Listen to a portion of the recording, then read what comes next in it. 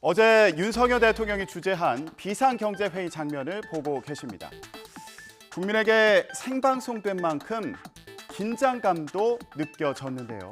화기애애한 분위기 속에 진행이 됐습니다. 윤석열 대통령 골탕 안 먹일 테니까 긴장하지 말라면서 회의를 시작했는데요. 어제 현장 모습 박석영 기자가 전해드립니다.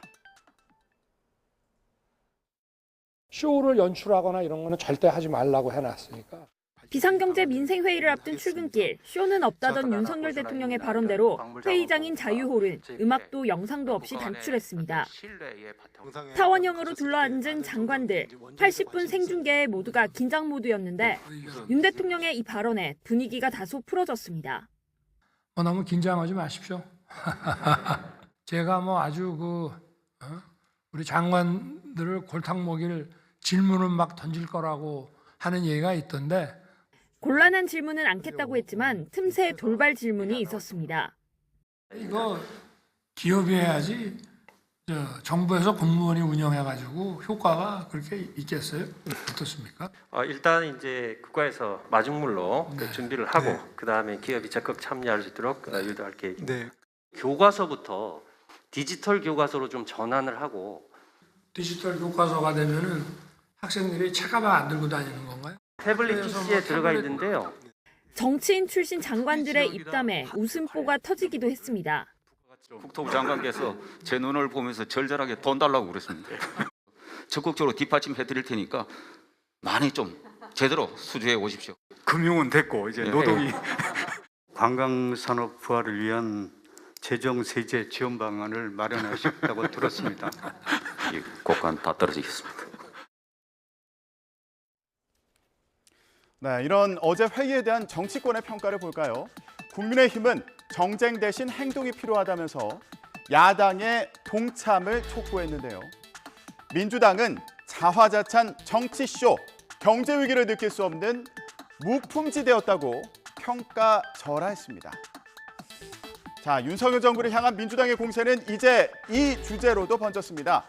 김의겸 의원이 국정감사 당시에 거론한 한동훈 법무부 장관의 술자리 의혹입니다. 민주당에서는 이제 김의겸 의원뿐 아니라 정책위 의장과 또 최고위원들까지 힘을 싣고 당 차원의 반응까지 나오고 있습니다. 사실이라면 제2의 국정농단, 민생은 안 돌보고 새벽까지 술판만 벌이는 게 주사파다, 이런 주장부터 TF를 구성해야 된다, 또 대통령과 장관의 당일 행적을 밝히라는 당 차원의 요구까지 나왔습니다. 한동훈 법무부 장관은 민주당 차원의 사과와 또 책임 있는 조치를 요구했습니다. 정현우 기자가 전해드립니다. 의원님 뭐 거시겠습니까? 거시는 거 좋아하시잖아요.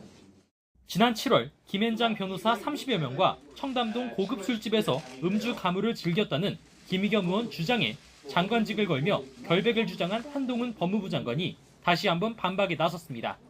한 장관은 의혹 자체가 말이 안 되는 저질 가짜뉴스로 민주당이 다수당 공신력을 악용해 허위 사실을 유포했다고 맹비난했습니다. 자신은 피해자라면서 민주당 차원의 공개 사과와 책임 있는 조치를 촉구했습니다.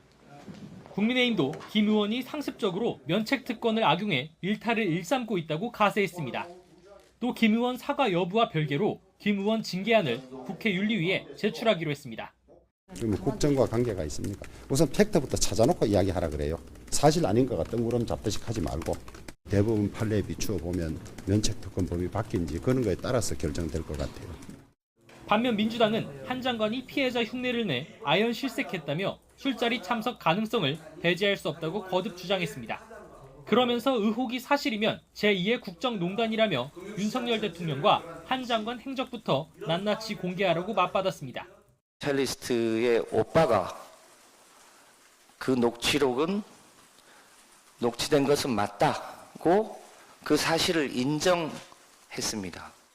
만약에 이것이 사실이라면 그야말로 이 일은 제2의 국정농단에 해당될 만큼 논란을 촉발한 김 의원도 자신이 언급할 가치가 없다며 한 장관 사과 요구를 일축했는데 추가 의혹 제기 등 공개 대응은 자제했습니다. 후보자가 사과 요구에 대해서 한 말씀만 부탁드립니다. 저 이미 나왔잖아요. 입장문은 당에서. 아직 따로 안 나왔는데 따로 대응은 안 하실 예정이신 거예요? 하지만 당내에선 김 의원이 섣부른 주장을 했다며 속도 조절이 필요했다는 우려가 잇따라 제기됐습니다.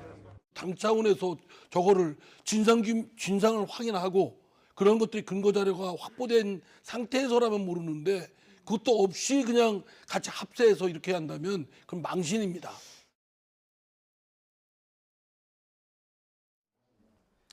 국민의힘에서는 한동훈 장관이 술자리에 왔다는 녹음 파일의 발언자로 알려진 첼리스트 여성의 동의 없이 녹음 내용이 여과 없이 국회에서 흘러나온 건 여성의 전 남자친구와 또 유튜브 채널 김의겸 의원이 데이트 폭력의 공범이자 2차 가해자가 될 수 있다는 증거라는 지적이 나오기도 했습니다. 의혹을 둘러싼 공방은 한동안 이어질 것으로 보이는데요. 정치권에서는 서해 피격 사건과 탈북어민 북송 사건을 둘러싼 공방도 벌어졌습니다. 서욱 전 국방부 장관 등이 잇따라 구속되고 수사가 문재인 전 대통령으로 향하는 가운데 지난 정부의 인사들이 기자회견을 열었습니다. 특별 취급 기밀정보 SI에 월북 의사를 밝힌 내용이 포함돼 있었고 조류도 역류하고 있었다. 또 발견 사실과 구조 정황만으로 NLL을 넘어서 군사적인 조치를 할 수는 없었다. 한자가 적힌 구명조끼 얘기는 처음 듣는다. 자, 이렇게 당시 정부가 자진 월북으로 몰아갔다는 감사원의 발표 내용을 하나하나 반박했습니다. 서해 피격 사건을 수사하는 검찰은 공식 대응은 없었지만 혐의 입증에는 문제가 없다는 입장을 보였는데요. SI 첩보는 사실로 바로 확정되는 것이 아니고 또 한자가 적힌 구명조끼는 객관적인 증거 확보도 가능할 걸로 본다는 겁니다. 검찰은 앞으로 박지원 전 국정원장과 서훈 전 국가안보실장 등 핵심 윗선도 소환할 걸로 보여서 파장이 계속될 걸로 전망됩니다. 김승환 기자가 어제 현장 상황을 전해드립니다. 평화와 안보를 위한 남북관계조차 전 정권에 대한 정치 보복의 대상으로 삼는 것은 재발등을 찍는 것이 대한민국 최고의 헌법기관, 최고의 정보기관이 없는 사실을 만들어내고 있기 때문에 앞뒤가 맞지 않는다고 생각합니다. 특히 피격된 공무원의 월북 의사 내용이 첩보에 있었고 조류 등을 봤을 때 자구적 노력이 있어야 한다는 해경 보고에 따라 판단한 거라며 월북몰이 주장을 일축했습니다. 근거 없이 월북으로 몰아간 적도 없고 그럴 이유도 시직도 없습니다. 더불어민주당 이재명 대표가 예정에 없던 일정을 추가하는 등 지도부도 총출동해 기자회견에 힘을 실어줬습니다.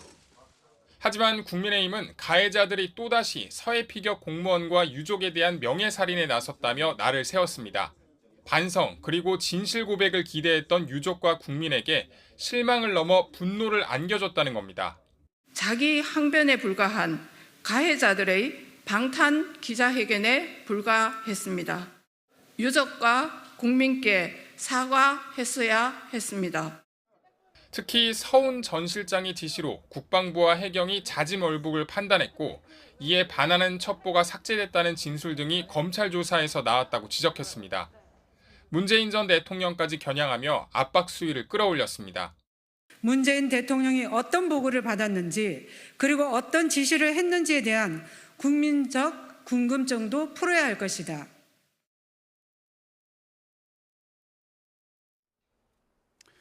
이런 가운데 국민의힘은 충남 현장 최고위를 열고요. 민주당은 화재 피해를 입은 대구시장에서 최고위를 합니다. 계속되는 정쟁 속에 각자 민생 챙기기에 나선 걸까요?